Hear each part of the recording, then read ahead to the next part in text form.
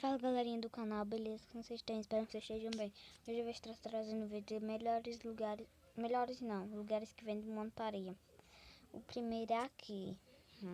Deixa eu marcar. Acho que das pessoas sabem, né? Mas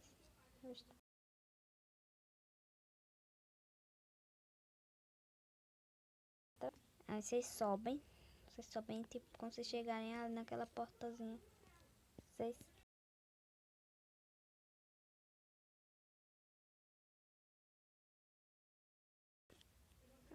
tem um sopro. O primeiro lugar que vende esse negócio aqui. Meio dos camelos, que é 5K. Vocês entraram nessa porta vazienas. Que é 5K também. As duas. Os dois tipos. Tudo aqui é 5K. Ali naquela porta tem uma galinha. Mas acho que não dá pra comprar. Eu vou passar aqui e já volto com vocês com outra. Galerinha, o próximo lugar é aqui. Vou deixar eu mostrar no mapa. Cadê? Oxe, não tá mostrando na minha cabecinha não, mas eu vou circular pra vocês saberem onde é. É aqui, ó. Aqui.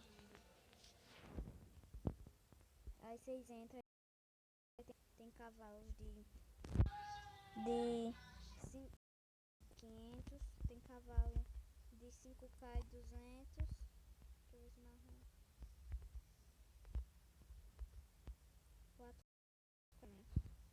Esse aqui ele é 3K e 200. Esses aqui é 2K e 200. Esses aqui é o mais caro, 9K e 700 gramas, 8K e 500. Eu vou pro outro lugar e já volto com vocês.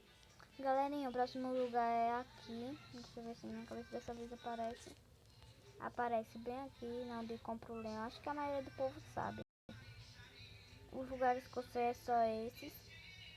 O leão é 5K, 105K. O elefante é 85K. O jacaré é 80K. O tigre é 100K. O fole é 95K.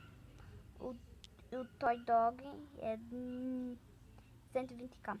Esse foi o vídeo, espero que vocês tenham gostado. E eu vou dar um salve para umas pessoas que pediram salve. Foi o Luciano, Thales, Donis, Zetos, Rick, Micasa, Franciele, Alone, João e Prozinho. E também essas foram as pessoas que teve. Deixa o canal. Tchau.